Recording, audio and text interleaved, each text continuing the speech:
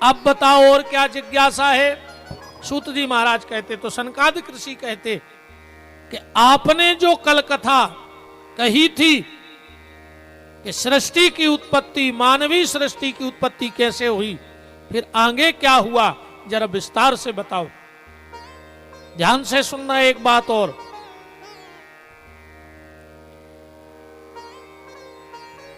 ब्रह्मा और विष्णु ने भगवान शिव से कहा कि पहले आप थोड़ी सी सृष्टि बना दो तो हमें पता लग जाएगा कि सृष्टि को बनाना कैसे है। तो भगवान शंकर ने क्या सृष्टि बनाई कि भूत प्रेत बेताल गण और पिशाच कराल, डाकनी साकनी योगनी प्रगति शिव वही काल। भूत प्रेत पिशाच डाकनी साकनी बना के और शंकर जी कैलाश पे पहुंचे। ब्रह्मा विष्णु से बोले के ले, ब्रह्मा विष्णु बोले काय दादा, हमने परिवार बनावे की कही थी, तुमने हमारा घाटा धर दो बना के। अब जे रे हैं कहा। शंकर जी बोले रेवे को तो अपनो प्लाट डरो है, पूरो खाली है, कैलाश उते बने रहे। बोले चलो रेवे की व्यवस्था हो गई। अब जे खे हैं का। शंकर जी बोले ब्रह्मा जा व्यवस्था करो तुम। अब ब्रह्मा जी बोले एक आध भूत हो तो कर देते। अब करोड़ों अरबों की संख्या हो, कहां पंगत में बैठा रह। नहीं नहीं कोई व्यवस्था तो करो। तो ब्रह्मा ने कहा प्रभु ये काम भगवान विष्णु करेंगे। ध्यान से सुनते जाना बात को, क्योंकि ये पालन करता है। विष्णु जी कौन है? पालन करता, और पालने का काम तो विष्णु जी का है। तो भगवान शिव ने कहा नारायण अब तुम एक अवतार लेना और उस अवतार के द्वारा सारे देवता, यक्ष, गंधर्व, नाग, किन्नर, भूत, पलीत, पिशाच, इन सब के भोजन की व्यवस्था करना। कौन सा अवतार? रुचि प्रजापति और देवी आकुति, इनके यहां आपका एक अवतार होगा और जिसका नाम होगा यज्ञ अवतार। भगवान नारायण का एक कौन सा अवतार है? यज्ञ अवतार। नारायण बोले यज्ञ अवतार तो हम लेंगे, पर मदद आप दोनों को करनी पड़ेगी। ब्रह्मा जी बोले हम सहमत हैं। शिव जी बोले हम तो पूरे ही पक्षधर हैं, हम तो पूरे पक्षधर हैं, हम करेंगे मदद। तो तीनों देवताओं ने विष्णु से कहा यज्ञ अवतार के लिए, और तीनों एक साथ हो गए यज्ञ में। यज्ञ में तीन जने एक संग रहत के नहीं रहत। पहले तो सुनो, जब अपने ते वेदी बनत है यज्ञ की, तो में तीन परिधि रहते हैं। एक दो तना हट हट के स्टेप टाइप के बन जाते हैं। अच्छा, जो नीचे की बाउंड्री होती है वो होती है काले कलर की, होती कि नहीं होती? बीच की जो पुताई होते बा होते लाल कलर की, और ऊपर की जो परिधि पुतत है बा होते सफेद कलर की। ठीक, तो जो काले कलर की परिधि पुतती है उसमें भगवान शिव की पूजा होती है, प्रतिष्ठा। जो लाल कलर की वेदी पूजती है वो होती है ब्रह्मा का स्थान, और जो सफेद कलर की परिधि पूजत है, पुतत है, बकहाउत है विष्णु को स्थान। इसलिए तीनों देवता मिल गए यज्ञ में। शंकर जी बोले ब्रह्मा ऐसे अब का आगे की कारण नीति है। ब्रह्मा जी बोले प्रभु जहां भी यज्ञ होगा और जो साकल्य डाला जाएगा यज्ञ में, तो जो काली पट्टी पे गिरेगा वो होगा आपका हिस्सा, जो लाल पट्टी पे गिरेगा वो होगा मेरा हिस्सा, और जो सफेद पट्टी पे गिरे वो कहा विष्णु को हिस्सा। और जो सीधो आग में चलो जे है वो देवता को आए जे को नाव लेके हवन हो रहा है। बोले फिर, बोले जो काली पट्टी के चारों तरफ साकल्य गिर जाएगा, वेदी के चारों तरफ साकल्य गिर जाते हैं जमीन में, बोले वो किसका हिस्सा होगा? बोले वो हिस्सा होगा तुम्हारे भूत पलीतों का। बहुत ध्यान से बात समझना, क्योंकि शिव महापुराण ग्रंथ ही ऐसा ग्रंथ है कि जो आपने आज तक नहीं सुना आपको वो सुनाया जा रहा है। ईमानदारी बताओ, इसके पहले कथाएं सुनी है कि आप लोगों ने? बिल्कुल हृदय पे हाथ रख के बता दो, सुनी है? सुनावे को तो हम भी भजनों में निकाल सकत हैं कथा, खूब आउत हैं, नैया सो डायरी धरे लिखे, पन्ना खोला ज्योर गाज्य, भजन भी आउत हैं। हाँ, पर हमारा उद्देश्य है कथा, कथा भाव चाहिए जो हमारे शुरू से, चाहे हम भागवत कथा गाएं चाहे राम कथा गाएं। पंडित जी लोग तो हमारे साथ बद्रीनाथ में थे, हमारे भागवत में भी भजन सुने, हम गाते ही नहीं।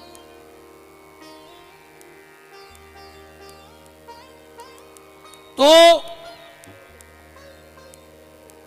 अब एक बात और सुन लो, फिर अपन आगे चलें कि भूत पलीतों को भोजन कौन विधि जात है, शंकर जी के गणों को। कल मैंने एक बात कही थी कि यज्ञ में किसी भी देवता के नाम की आहुति छोड़ी जाए, पीछे क्या कहा जाता है? स्वाहा स्वाहा। चाहे शंकर जी को हवन हो, चाहे राम जी को, चाहे हनुमान जी को, चाहे दुर्गा जी को, पर आखिरी में क्या कहेंगे? मंत्र कोई भी हो, आखिरी शब्द होगा स्वाहा।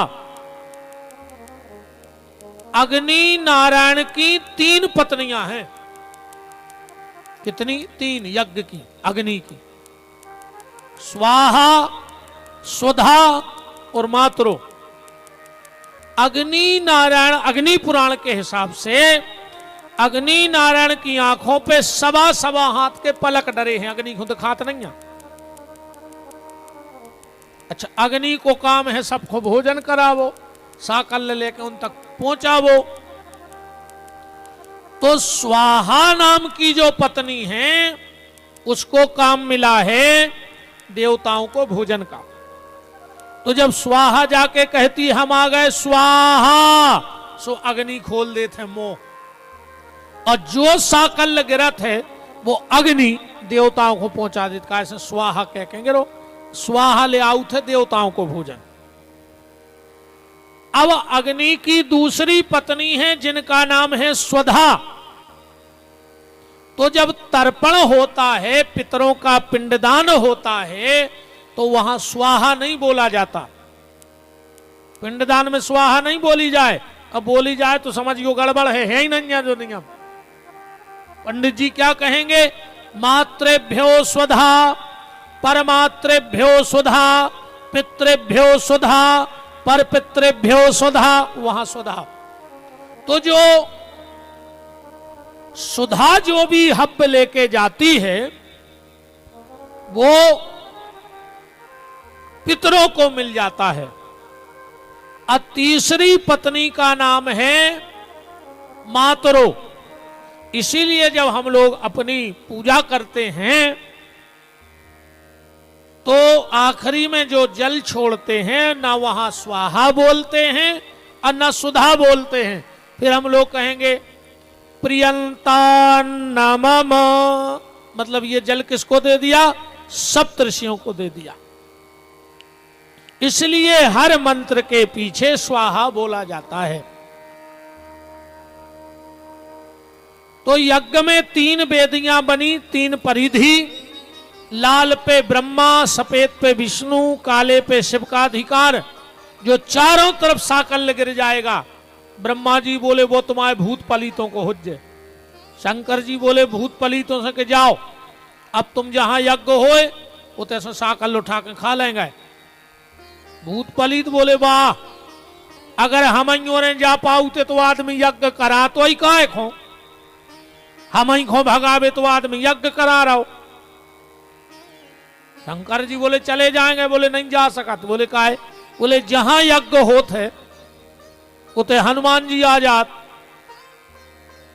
और हनुमान जी को रामों की नहीं बने, बिल्कुल उनके नाव से डर लगा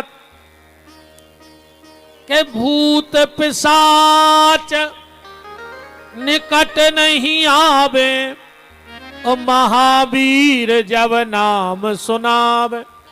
खाली उनको नाव ले ले तो भूत पलित भग जात, तो हमारे तो भूखे ही के भूखे मार जाए। शंकर जी बोले चलो हम एक काम करते हैं, आज से तुम्हारे वचन दे रहे भूतों को। बोले का, और जब बात तुम्हारे ध्यान से सुन लियो। शिव जी कह रहे जिसके घर में 3 परिधि बन के बेदी बन जाएगी, और अगर उसके घर में यज्ञ होगा तो उसके घर में रात में ठीक 12 बजे मैं जाऊंगा और वो साकल उठा करके लाऊंगा तुम लोगों के लिए। निवेदन बस ये कर रहा हूं, घर में कभी यज्ञ अनुष्ठान हो तो एक रात के लिए उस जगह को वैसे का वैसा छोड़ देना, ना वहां झाड़ू ना पोछा ना सफाई, पूर्णाहुति करो और जैसी व्यवस्था वैसे ही छोड़ दो एक रात के लिए। क्योंकि उसके घर में भगवान शंकर अपने परिवार का भोजन लेने आते हैं, और अपन का करत हैं यज्ञ भाव, और अपन हो परत पिरानों की। सो अपन ने तुरंत झाड़ पहुंच के करो साफ।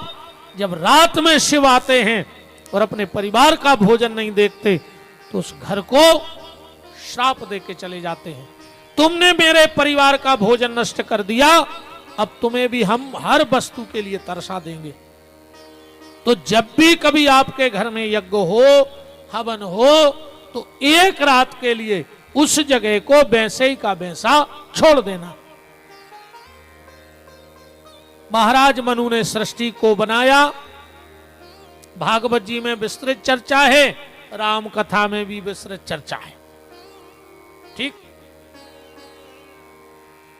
2 लड़का भय ते उत्तानपाद प्रियव्रत। मनु के 3 बिटियां भई थी, देवहूति आकुति प्रसूति। आकुति भी आई गई रुचि प्रजापति के, जिनके यज्ञ भाई अब आपने कथा सुनी। आकुति रुचि प्रजापति और देवहूति और करदम, और प्रसूति और राजा दक्ष भाई। एक दिन शंकर जी ने इतना डांटो आके ब्रह्मा जी को, कल की कथा याद कर लियो, वे अपनी बिटिया पे मोहित हो गए थे, हमने सुनाई थी कथा।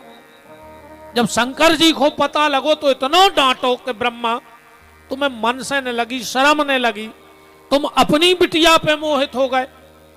अब ब्रह्मा जी जब तुरे कछु ने कह पाए, जैसा ही शंकर जी गए, अब ब्रह्मा जी ने सोची हमें तो बदला लेने अब शंकर जी से, और अब ऐसी कौन कन्या होगी जो भगवान शंकर को रिझा सके, तो दक्ष को प्रकट करो। दक्ष की शादी करी प्रसूति के संगे, मनु की बिटिया के संगे। ब्रह्मा जी बोले दक्ष तुम्हें मेरा एक काम करना है। बोले क्या? बोले इतनी साधना करो कि वो आद्य शक्ति जगदम्बा तुम्हारी बिटिया बन जाए, और फिर अपन शंकर को करेंगे ब्याह, फिर देखिए अपन शंकर कैसे मोहित नहीं होता नारी के रूप में। दक्ष ने बहुत साधना की माता की, बहुत साधना की माता की। नवार्ण मंत्र का पहले किया पुरुष चरण और फिर किया तपस्चरण।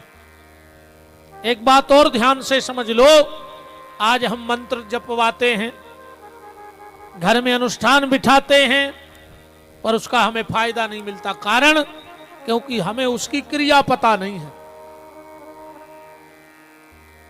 अनुष्ठान की एक क्रिया होती है, जितना तुमने घर में जाप करवाया है, ध्यान से सुन लेना बात। मान के चलो तुमने 1.25 लाख महामृत्युंजय का घर में जप कराया, तो जितना तुमने जप का संकल्प लिया है, फिर उसका 10 जप और करवाओ। मान के चलो 1.25 लाख को दशांश कितो बन जाए लगभग 12,500 लगभग में। फिर 12,500 जाप और करवाओ। अब 12,500 जप के बाद फिर वो को दशांश बनाओ तो लगभग 12,500 बन जाए। 12,500 डरवाओ गिन के आहूति। ध्यान से सुन जाइयो। अगर 1.25 लाख जप करवा के और तुमने बुला तो ला इतने मंत्र, अब भूखे बैठे हुए पूरे तुमने भोजन दो नहीं है तो प्रसन्न होंगे क्या?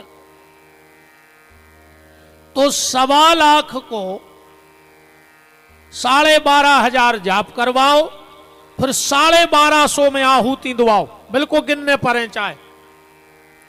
और जितनी तुमने आहूति दी है उसका दशांश बनाओ और फिर करवाओ तर्पण। आजकल तर्पण तो ने को करते आए ने को करवाते आए, पर जानमकार जरूर करते हैं जो जानते हैं विधि।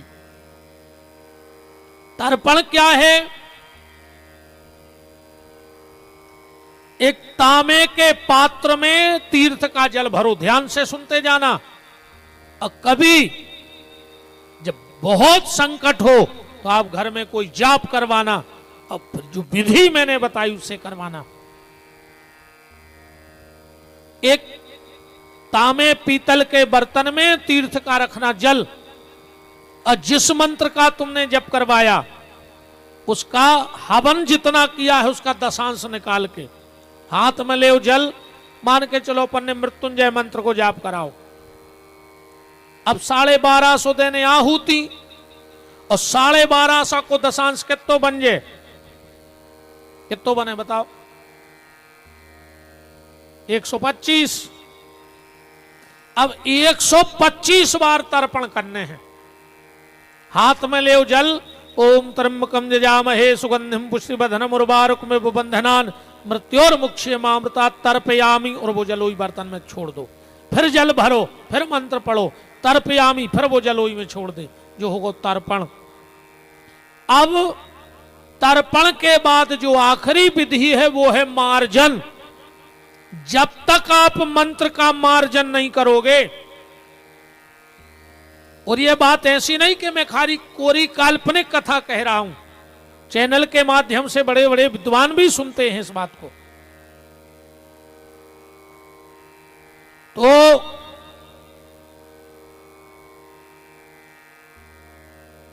फिर आपको करना है मार्जन। मार्जन कैसे होगा? जिस जल में आपने तर्पण किया है उसमें अभी तो सीधे हाथ में जल उठा रहे थे, अब वो में 2 ही हाथ रखो उल्टे, अब फिर मंत्र पढ़ो। ओम त्र्यंबकम यजामहे सुगंधिम पुष्टिवर्धनम उर्वारुकमिव बंधनान् मृत्योर्मुक्षीयमामृतात्। और जिसके निमित्त वो जाप कर रहे हो, किसी रोगी के निमित्त कर रहे हो, तो वो दोनों हाथ उठा के वो जल उस पे छिड़को। मार्जयामि, फिर मंत्र पढ़ो मार्जयामि, फिर मंत्र पढ़ो मार्जयामि। फिर आप देख लो कैसे मंत्र की सिद्धि नहीं होती है। हमारे अचलपुर से सभी भगत राजू दाऊ और सभी पधारे हैं, खूब खूब मान है। बोलो वृंदावन बिहारी लाल की।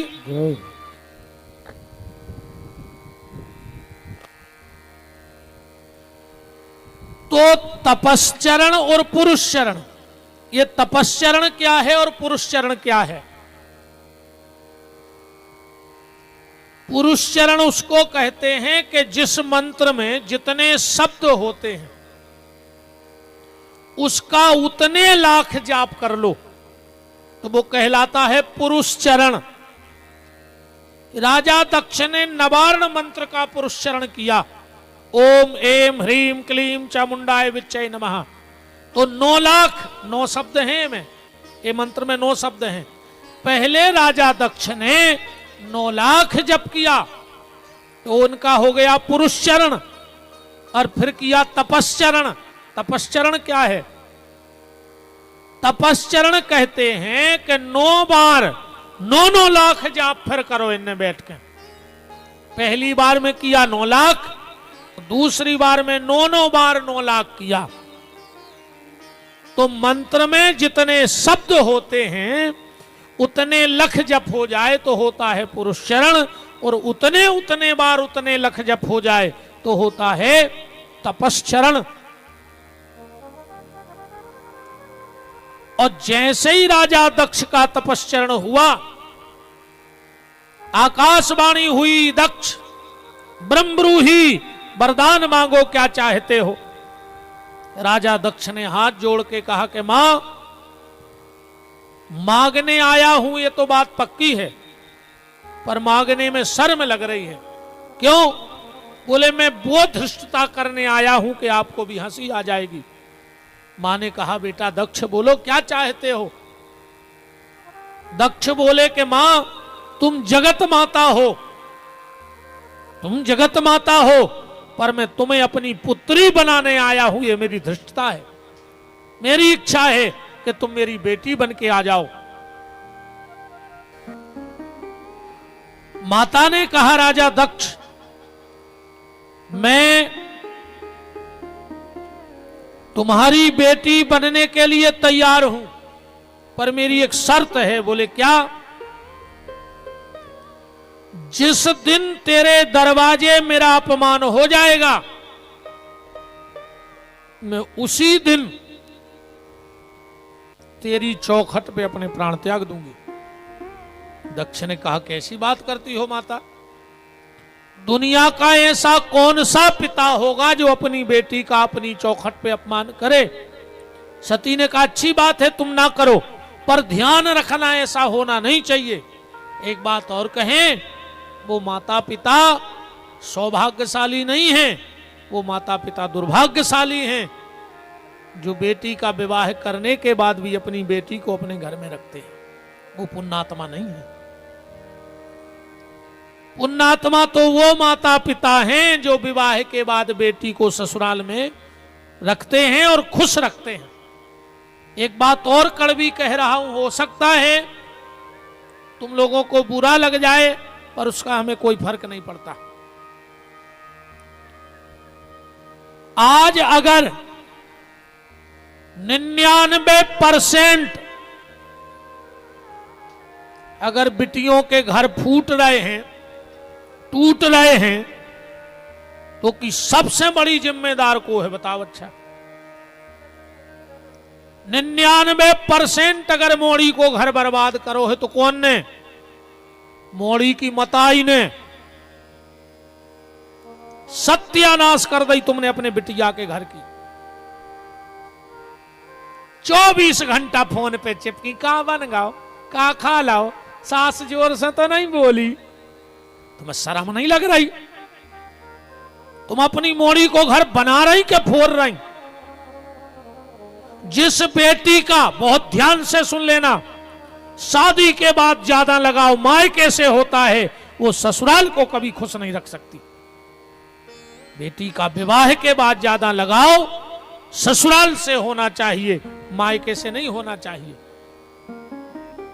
है पेल की मताई हरे समझा के पहुंचाती कि बेटा इते कंधा पे डोली में जा रही हो, उते से कंधा पे न करियो। और आज की जे मम्मी हरे बिना कंसास तन कछु कहे तो हमें फोन करियो, हम दहेज प्रथा में लिखवा दे पापा को पहुंचा कर थाने। घरिया बना रही मोड़ी को, तो मंथरा या मंथरा घर फोड़ रही।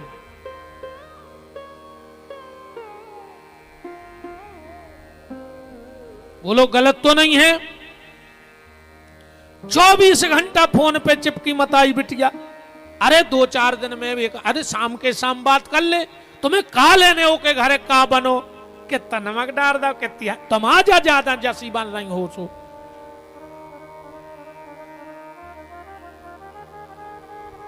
एक बात हमारी ध्यान से सुन लेना, आधी रात में अगर बहू बीमार हो जाए तो सास ही जे है अस्पताल लुआ के, और अगर सास बीमार हो जाए तो बहू जे है। जन जे घर फोरू फिरत हैं, जे जो वहां है जो मार जाओ।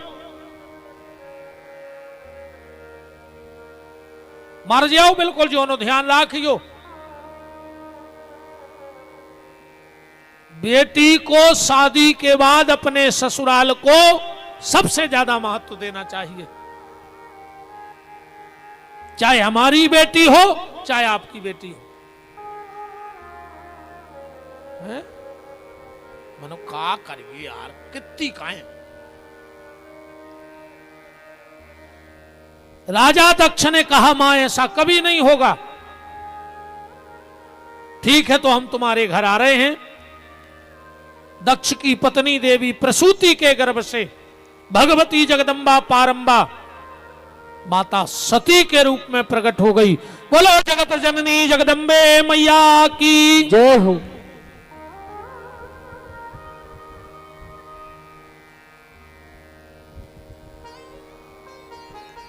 बड़े मंगलचार हुए।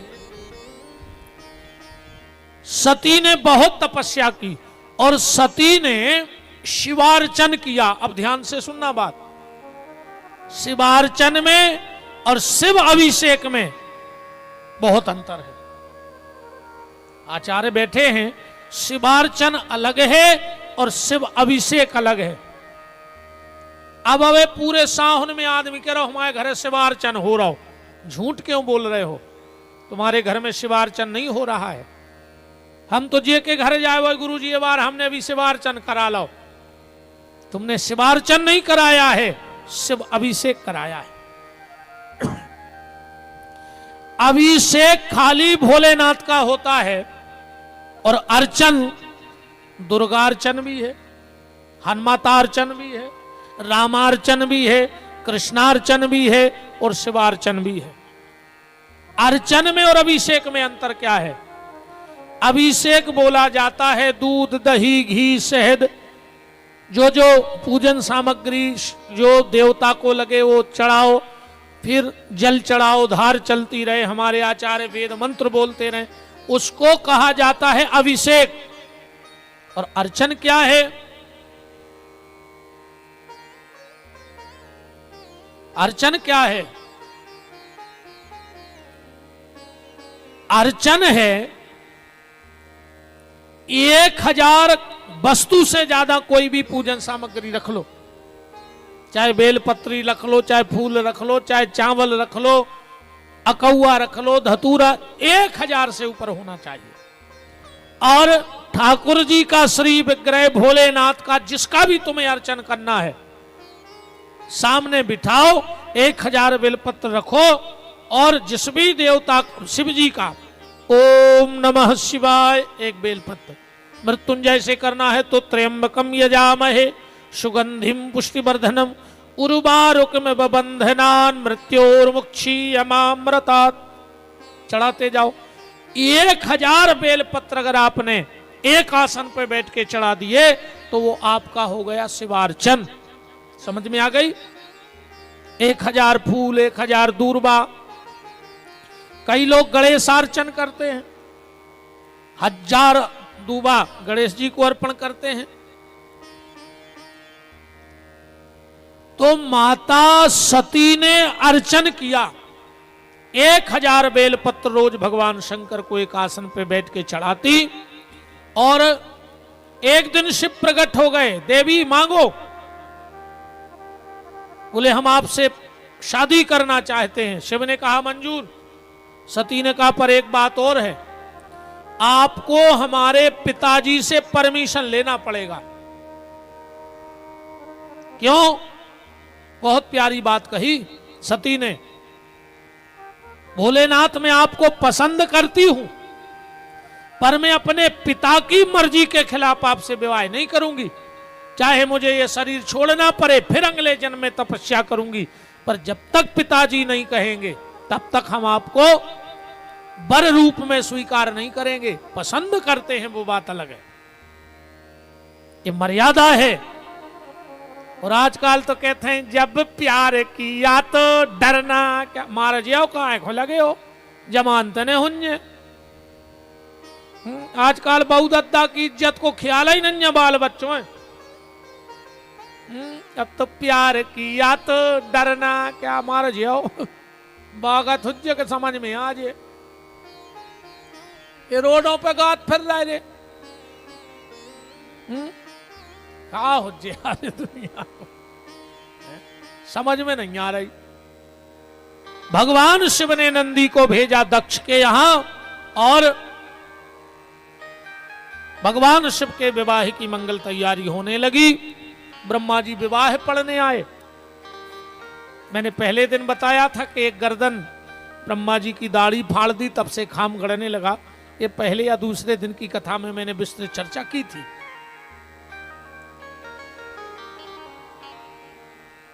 भगवान शंकर और सती के विवाह की एक परंपरा जरूर है जो आज पूरी दुनिया अपना रही है और दमोह जिले वाले भी अपनाते हैं।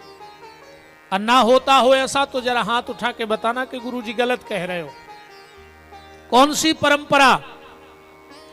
जब हमारे घर में नई बहू आती है तो क्या डायरेक्ट तुम्हारे घर आ जाती है? बोलो, नहीं आती ना? कहां चली जाती फिर? बाजू वाले के यहां रुकती है कि नहीं रुकती? कभी विचार किया क्यों होता है ऐसा? और ये ऐसा नहीं कि खाली एक समाज की परंपरा हो या एक जिले की परंपरा हो या एक हाई सोसाइटी की परंपरा हो या गरीब आदमी की परंपरा, नहीं, ये सबकी परंपरा है। बहू जब पहली बार घर आएगी तो डायरेक्ट हमारे घर नहीं आएगी। कोई प्रेमी, अपने पड़ोसी, रिश्तेदार अगल में बगल में उनका उतर जात, फिर शाम को घरे आते हैं। सो काय होत अपन ने कबू कोशिश नहीं करी, वो तो बोई है कि आंधरी घोड़ी फपूंदरे चना दे घना के घना। अब कहीं होत रहो,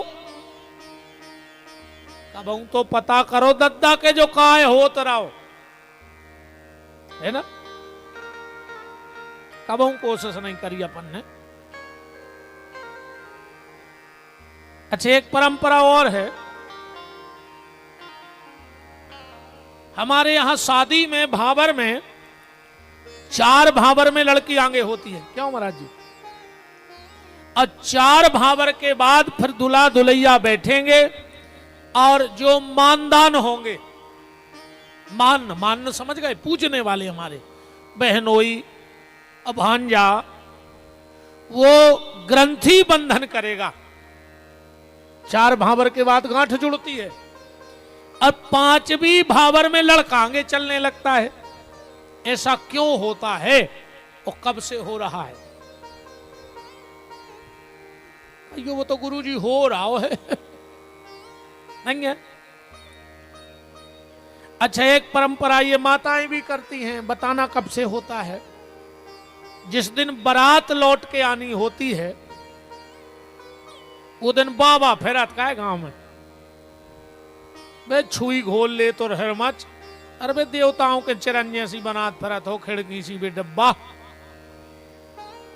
मोहरते। हाँ, आ गई। ऐसो कब से हो रहा हो? ये बाबा काय फेरत। और जावी एक जगह की परंपरा नहीं, जावी सब जगह हो। ऐसा क्यों होता है? इन चीजों पे गौर करो न। धीरे धीरे ये परंपराएं अपनी डूब जाए हैं। अगर आने वाली जनरेशन को, आने वाले बच्चों को ये पता नहीं होगा कि इसका महत्व क्या है, तो वो कहे साहब पे तो सब ढकोसला आते पुराने रीति रिवाज। पर अगर ये रिवाज उनको ये पता लग जाए कि हमारे शास्त्रों में है, तो उनकी श्रद्धा जगेगी कि नहीं जगेगी? तो वो उस चीज का निर्वाह करेंगे, आगे बढ़ाएंगे परंपराओं को। तो तुम तो यही परंपरा पे आओ कि बिटिया का होता है तो मुत की है जितनी वो खेरत जाओ। हाँ, कथा है बार बूटा खाई जितने खोद जाओ उतना ही।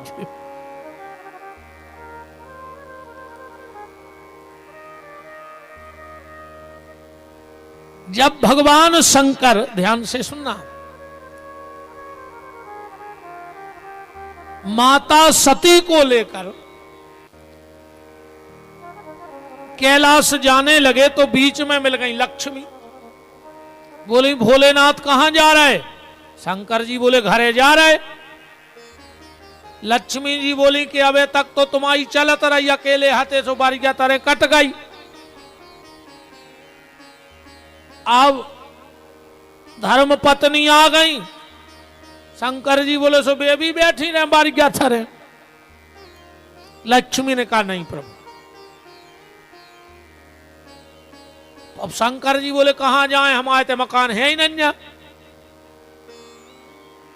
लक्ष्मी जी बोली प्रभु एक काम करो, आप हमारे घर में चलो जब तक आपका मकान ना बन जाए। शंकर जी बोले चले हैं तो क्या फायदा रे। लक्ष्मी जी बोली हम वचन दे रहे, अगर आज आप माता को लेके हमारे घरे जा रहे, पहले कैलाश नहीं जा रहे, तो हम आपको वचन दे रहे आज से जब परंपरा ही बन जे है कि जे की भी बहुआ है वह पहले अपने घरे ने जे है बगल वाले के जे। शंकर जी बोले उसमें हुई का। लक्ष्मी बोली हम आपको एक और वचन दे रहे, जो बहू मायके से ससुराला के बीच में रुके और अपने घरे जे, हम आपको वचन दे रहे वो को छोड़ बे हम जे हैं के घर नो। तो शंकर जी बोले जो को डायरेक्ट चलो जे। लक्ष्मी जी बोली फिर हमारी बड़ी बहन जे है कुलक्ष्मी, आज भी शब्द पकड़ियो। क्या कहते हैं, बहू जब आओ सो कह, अरे हमारी लक्ष्मी आ गई और कोनो बाल बच्चों को गलत कर देवे तो अरे कहीं अब कुल अच्छा नहीं हुआ थी क्या करे, या कुल अच्छपना भरो ही तो अपनी देहाती भाषा है। तो तब से ये परंपरा है। माता सती कुछ दिन वहां रुकी और एक दिन बोली कि चलो घरे चलिए। पहुंचे सो बैठ गए। अब सती बोली कि मकान बनवाओ। हाँ अच्छा, जो एक माता जी हर को स्वभाव रहे थे कौन का सोफा देखे आई तो बिल्कुल ऐसा ही चाहे ने, कोनों की चौखट देखे आई तो ऐसा ही लगने के, बाहर देखे आई तो ऐसा ही होने। अब घर बारे की कैसी हो वो जाने। मनो को कहूं किचन देखे आई भाई को डूलर सी चल गई है, कौन सी किचन का हाथ रे बात, हाउ में भी डब्बा में बात से बनाते हैं। हाउ तुमने तो जान गए, तुझे कुछ जान गए, अब नहीं जाने सो हमारे कहाँ कहा है। जितने जान गए वे जान गए, जितने नहीं जाने वे अपनी पार्टी के। शंकर जी बोले देवी बिल्कुल न परो, तनक्सी है जिंदगी, तुम काहे को मकान अकान के चक्कर में पड़ रही। सती बोली नहीं तुम तो मकान बनवाओ। अरे भज्जा ने कहे यार का इनको एक नाव खतरनाक है वो औरत और भरे आब है, फिर जे को की नहीं मानत, शंकर जी की नहीं मान रही सती। तुम तो मकान बनवाओ। शंकर जी ने तुरंत इंजीनियर बुलवाए। देवताओं के इंजीनियर कौन हैं? देव श्री शिल्पी विश्वकर्मा जी देवताओं के इंजीनियर आए। और राक्षसों को इंजीनियर मय दानव, राक्षसों के मकान बनाते हैं मय दानव, और भगवान के महलों का निर्माण होता है देवताओं का विश्वकर्मा जी के द्वारा। भगवान शिव ने विश्वकर्मा का आवाहन किया, बोले देव विश्वकर्मा अच्छो एक मकान तो बना दे। अरे बोले प्रभु अवई ले, इतनो अच्छो मकान बनो रे, वो में सोने की तो नौली लगी पानी भी, नारदा बने सोने के। विश्वकर्मा जी आए, बोले भोलेनाथ मकान तैयार हो गया है, देख लेते। शंकर जी बोले ने हमें रहने आए, तुम तो जे को रहने उनको बता दे, बेभर फाइनल कर दे। में अरे बिल्कुल जा भी बात सही है। इंजीनियर को बाप मूड पटक मर जाए, कितना वास्तु शास्त्र से घर बनवाओ, अकुम घर वाली कह देवे कि जा खिड़की नेची है तो घर वाले के बाप खुटरवाने पर। बोलो गलत तो नहीं है? कहा बाबा सही है, बिल्कुल जा गारंटी अपन कितना कहो कि नहीं जाते नेची पर रही चौखट तो बस टूट जे जो नो न घर में महाभारत चालू हो जाए।